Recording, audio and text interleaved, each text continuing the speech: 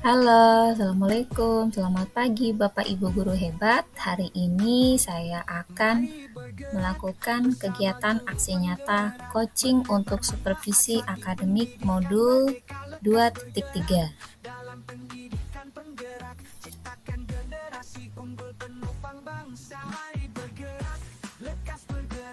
Perkenalkan, saya Ria Wiyati, calon guru penggerak Angkatan 11 dari Kabupaten Kutai Timur, Provinsi Kalimantan Timur.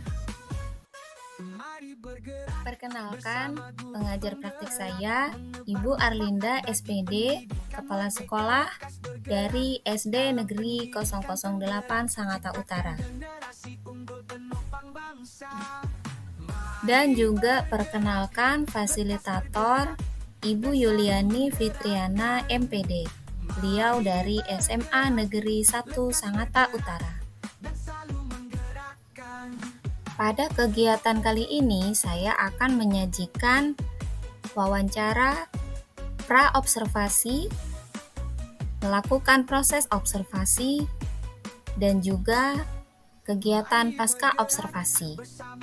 Baik Bapak Ibu guru hebat, silahkan menyaksikan dan tetap semangat. Ini kan Bapak kita melakukan kegiatan observasi ya. Jadi alangkah baiknya kita berbincang-bincang dulu, wawancara dulu tentang nanti bagaimana kira-kira Bapak Zakaria ini apa tujuan pembelajarannya yang akan Bapak terapkan itu seperti apa nih? Ya, jadi kebetulan ini kan bidang studi matematika ya. Jadi pagi kan pelaksanaannya nih. Jadi ya kebetulan materi yang saya ajarkan ini masalah bilangan bulat. Jadi kebetulan di sini mengurutkan mengurutkan pecahan. Ya, yang kemarin kan bilangan bulat itu, sekarang sudah mengurutkan pecahan Bu. Itu yang akan saya sampaikan ini. Jadi Bapak tujuan pembelajarannya adalah mengurutkan ya, sedikit mampu mengurutkan bilangan pecahan ya, standarnya kemarin. Baik, terus untuk selanjutnya nih Pak, saya mau menanyakan apa kira-kira area pengembangan yang hendak Bapak capai? Ya, jadi rencananya ini saya akan menerapkan pembelajaran berdiferensiasi yang berpihak kepada siswa kan, karena semenjak masa pandemi COVID ini kan banyak pengetahuan siswa yang rendah ya, karena dari kelas bawahnya mungkin terbatas itu, jadi sangat perlu perhatian khusus ini Bu masalah bilangan ini. Jadi saya harus memberikan bermacam-macam metode gitu, dengan pendekatan masing-masing kemampuan siswa. Bagus sekali itu Pak, ya. Sangat sesuai sekali dalam memenuhi kebutuhan belajar murid ya Pak ya, apalagi untuk saat ini yang memang benar-benar peserta didik itu memang harus mereka itu bisa mendapatkan layanan kebutuhan sesuai kebutuhan belajar dan lingkungan belajar yang mendukung gitu ya Pak ya. Bagus sekali Pak. Terus kira-kira nih Pak, untuk langkah selanjutnya itu atau mungkin strategi yang akan Bapak persiapkan itu apa saja ya? Ya, strategi seperti biasa Bu, seperti kita mempersiapkan pembelajaran kan, mulai dari modul ajarnya serta alat pelajaran, media pelajarannya, serta bantuan alat teknologi yang mungkin disenangi oleh peserta didik. Jadi itu yang saya persiapkan agar peserta didik lebih nyaman untuk mengikuti pelajaran, itu yang akan saya persiapkan. Saya setuju juga Pak, betul sekali ya. Dan itu sangat cocok dan sesuai dengan program kegiatan pembelajaran yang akan Bapak lakukan ya. Jadi dari pembelajaran diferensiasi itu tadi kira-kira diferensiasi apa nih apa saja yang mau disajikan? Ya, yang saya sajikan ini diferensiasi mulai dari konten mulai dari prosesnya kemarin, konten dan proses dan produknya itu saya siapkan agar siswa yang mana tuh yang siswa merasa nyaman itu dari ketiga konten itu yang saya betul siapkan. sekali. Ya, jadi Bapak sudah memenuhi kebutuhan dasar ya individu itu secara holistik, secara umum gitu Pak ya. Betul. Sekali lagi semangat ya Pak Iya ya. Bu, terima kasih Bu ya. Semoga nanti pembelajarannya itu sukses Ya. dan bisa membuahkan hasil yang maksimal. Ya. Dan saya juga nanti ingin tahu nih seperti apa sih hasilnya nanti, Oh ya. gitu Pak ya. Ya Bu, akan saya segera laporkan kan sebagai bahan laporan. Saya. Ya, baik. Ya, ini untuk catatan khusus dari saya nih Pak ya. Ya, nanti pada saat pembelajarannya untuk manajemen kelasnya nanti Ya. diperhatikan Ya. dan kan nanti dibuat juga misalkan dalam kelompoknya bagaimana mereka. Selamat pagi.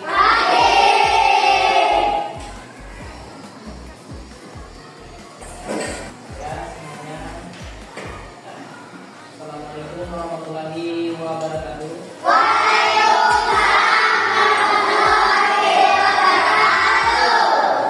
Apa kabarnya hari ini? Baik. Tolong ke bapaknya bikin berdoa dulu. Teman-teman siap? Siap. Teman-teman sebelum kita belajar, mari kita berdoa dan kita dimulai.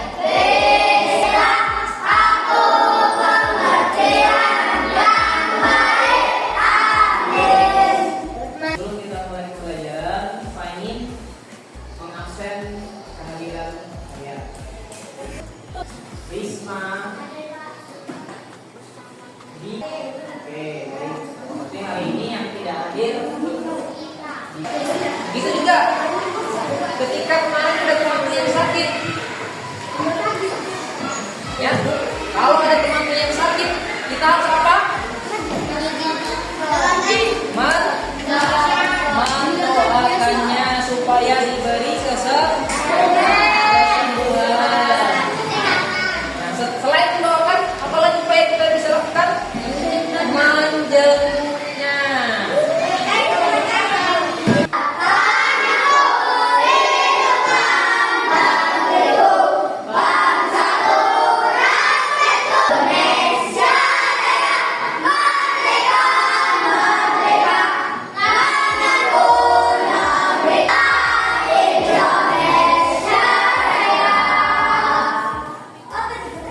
Tujuannya adalah supaya kalian itu memperoleh ilmunya yang bermanfaat, supaya kamu memperoleh pengetahuan, supaya kamu mempunyai etika.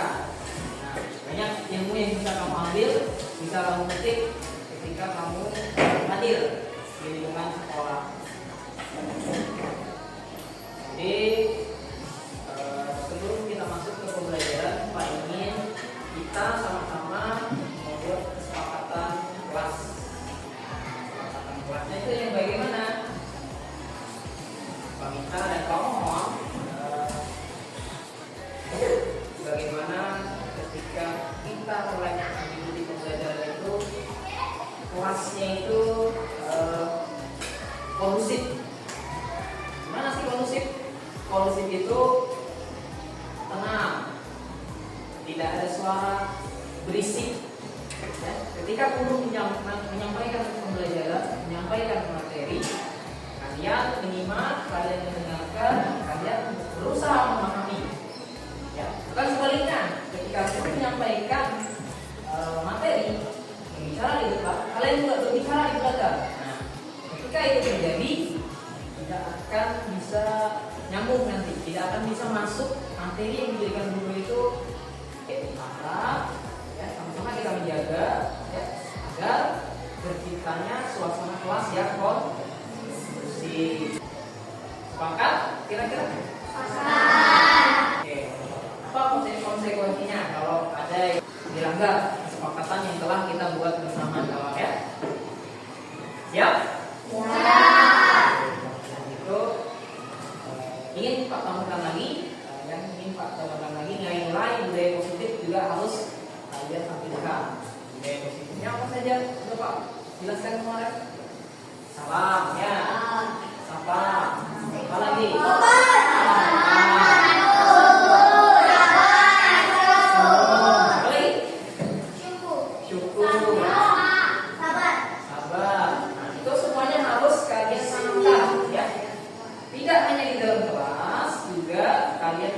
luar lingkungan kelas maupun di luar lingkungan masyarakat atau di rumah. Jadi nggak hanya diterapkan di dalam kelas, juga kamu bisa terapkan di luar kelas. Juga tujuannya adalah peserta didik mampu mengurutkan bilangan jadi tidak hanya mengetahui apa itu bilangan pecahan, juga kamu harus mampu mengurutkan bilangan pecahan. Ya, ingat? Oke, sebelum masuk kita explaining dulu. Tepuk 1. Yes. Tepuk 2. Oke. Tepuk 3. Tepuk 4. Oke. Tepuk 5. Tepuk fokus.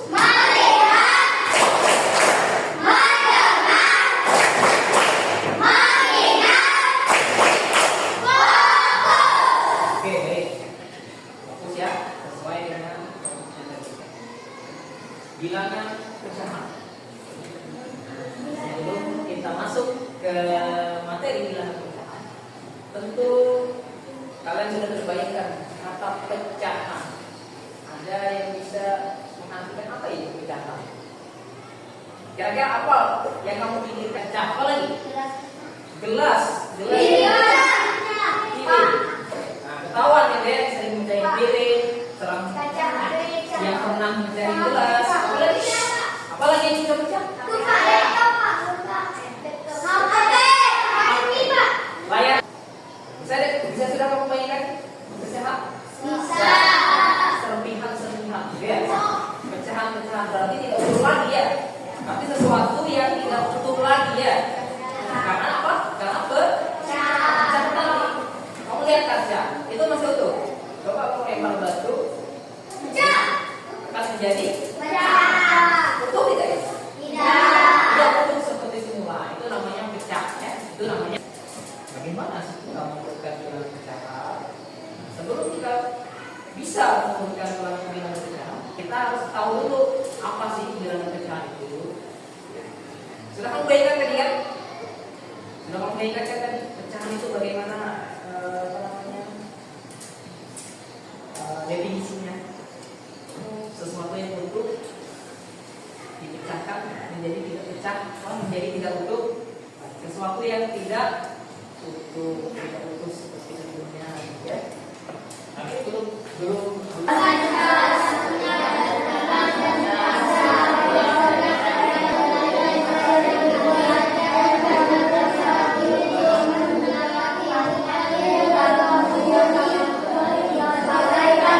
Negara yang kaya dengan makanan khas, salah satunya jajanan pasar.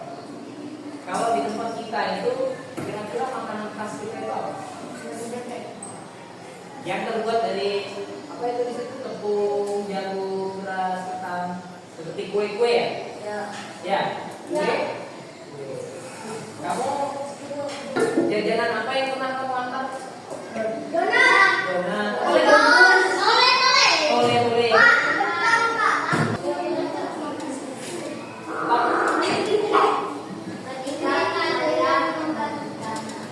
Ketika kalian membagikan makanan, dari semua makanan yang ada, berapa buah piring? Ya, di dalam piring itu ada kue. Anggaplah kue itu adalah kue ulang tahun, misalnya bulat gitu ya. Biasanya kue ulang tahun itu bulat kan? Bulat. Kamu potong menjadi 3 bagian sama besar. Itu bagaimana kalau kita menuliskan dalam bentuk kalimat makanan? Tanya-tanya kan?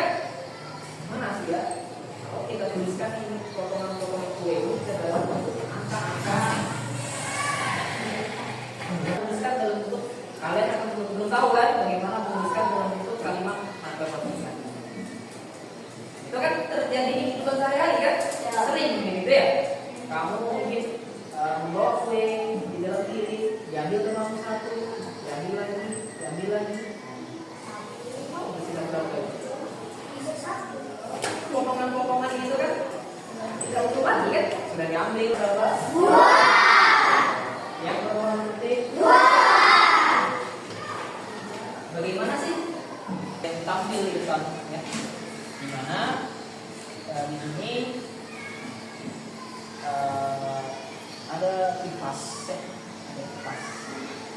membuat dari kertas, dimana kita mengengkapnya dengan materi bilangan pecahan. Jadi di sini ada pecahan bilangan berapa ini? 1/4. Ini 1/2. Kalau ini bilangan apa? 1. Kalau ini 1/3. Oke, ini Pak jelaskan dulu ya. Ketika bilangannya itu bilangan bulat ataupun bilangan biasa seperti ini 1, maka kipasnya akan sempurna bulatnya, 1 lingkaran penuh, atau kipasnya tidak terbuka, dia ya seperti ini 1. Nah, bisa dipahami? Bisa. Berarti ketika kita dikaitkan dengan pecahan misalnya 1/2 misalnya 1/2, berarti kalau 1/2 itu kira-kira bentuknya bagaimana? Bentuknya akan seperti ini nanti. Bentuknya akan setengah dari lingkaran kipas tadi. Kalau full, nah kayak gini full deh, ini 1 namanya. Tapi kalau setengah ataupun 1/2, maka bentuknya bagaimana? Bentuknya setengah. Kalau 1/4, nah, apa itu kira-kira ya? 1/4. Berarti apa? Kita bagi di sini kita bagi 4. Terus warna kipasnya ada berapa ini? Ada 1. Berarti bagaimana bentuknya? Ini bagi gua seperti ini ya. Berarti ini bentuknya ya. 1/4. 1 dari 4 bagian lingkaran penuh. Oke, seperti itu. Dia sudah dibagi 3. Baru 1 bagian ya. Sudah dibagi 3, dia ambil 1 bagian. Ya, lihat yang lain lihat ya. Bagaimana bentuk 1/3 dari kipas. Tulisnya di sini saja. Nanti kita lihat jawabannya benar atau tidak. Ayo. Tadi itu kita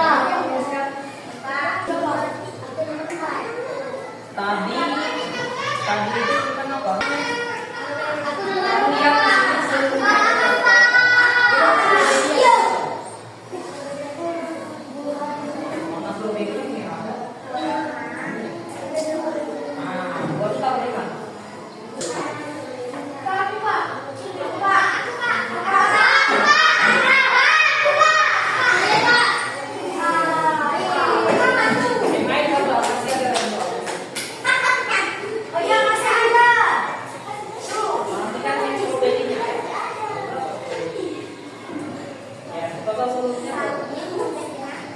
diskusikan bersama teman-temanmu dari 3 ukuran lompatan tadi, yang mana paling jauh sudah dekat.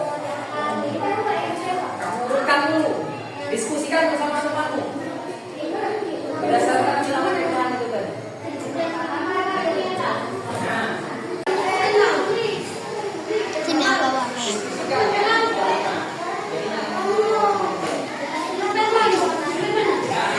ya.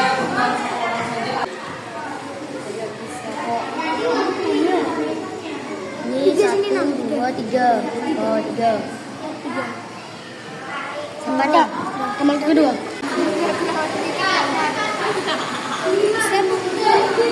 Hampir lagi selesai. Assalamualaikum warahmatullahi wabarakatuh.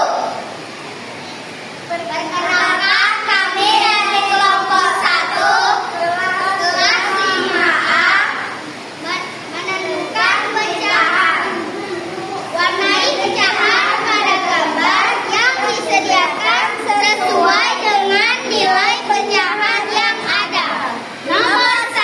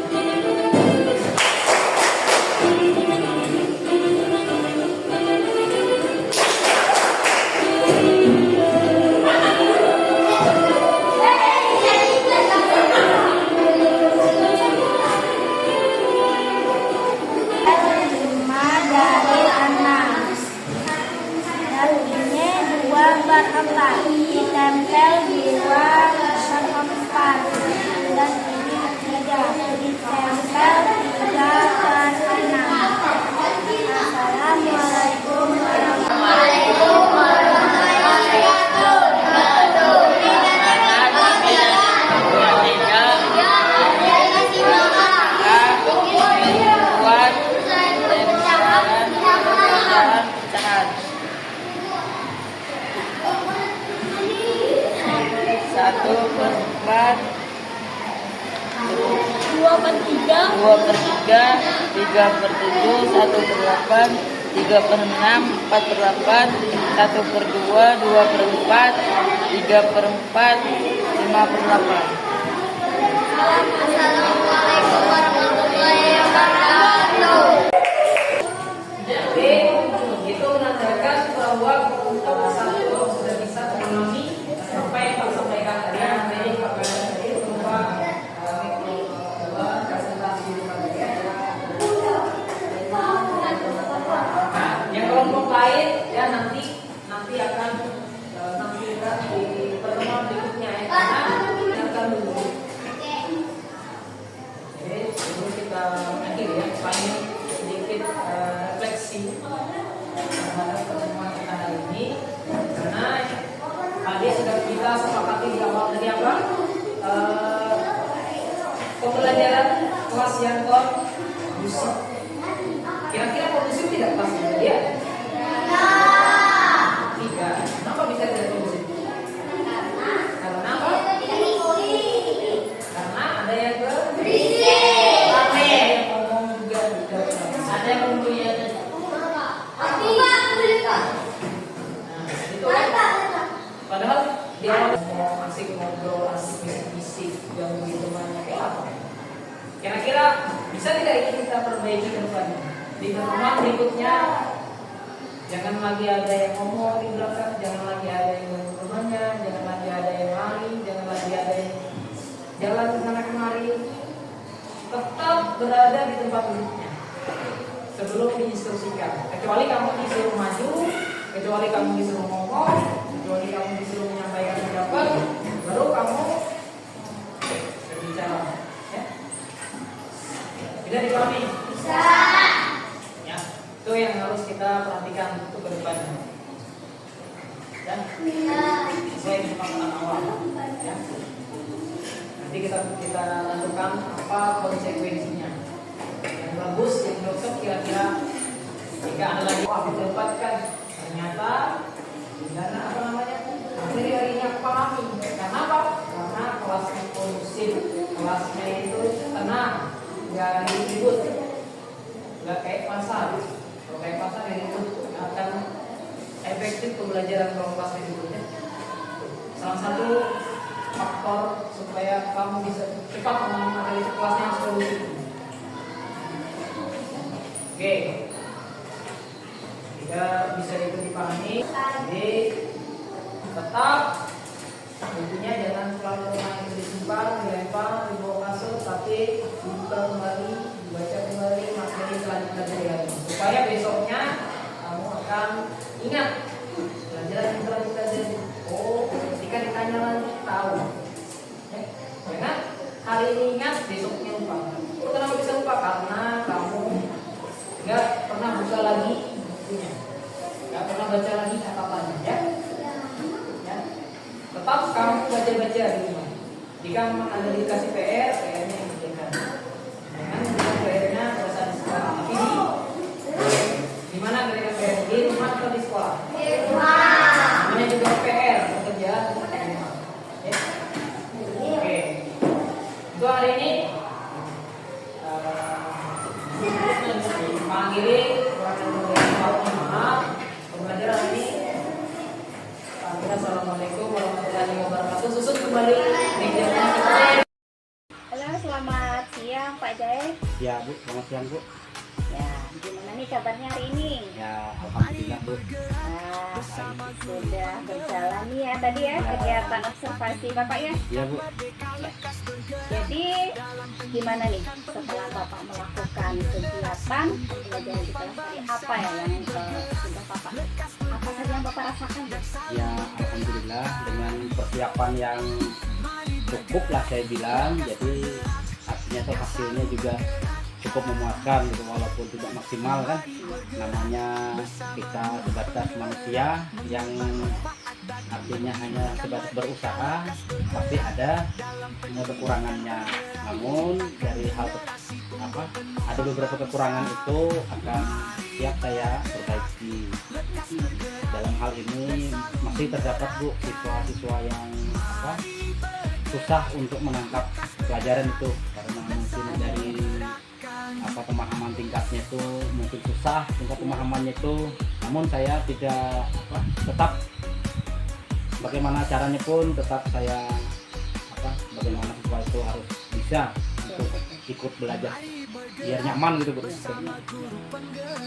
selain tadi perasaan yang sudah Bapak rasakan setelah melakukan kegiatan pembelajaran berdiferensiasi tadi, kira-kira ada nggak yang sudah sesuai dengan yang sudah Bapak buat dalam perangkat Bapak tadi? Kira apa ini yang sudah sesuai? Ya, yang sudah sesuai dengan perangkat pembelajaran saya itu ya materi-materi yang saya sampaikan itu kan ada diferensiasinya Bu, misalkan ya. Jadi mulai dari penyampaian dari media peraganya juga ada saya gunakan. Nah, jadi itu sangat ditangkap siswa dengan maksimal gitu, cara membedakan pecahan itu. Dengan media peraga siswa ini saya lihat lebih cepat Bu bisa membedakan, bisa mengurutkan pecahan itu Bu kalau dengan media peraga itu. Kalau kita tulis 1/2 itu terkadang mereka bingung nih, abstrak masih kan.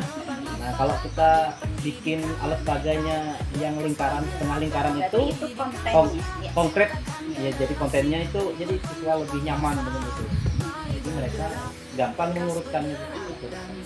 Terus selain itu Pak, adakah yang misalkan ada yang kurang ataukah ada yang kelemahannya itu apa yang sudah Bapak lakukan? Ada nggak dari siswanya yang mungkin kurang gitu?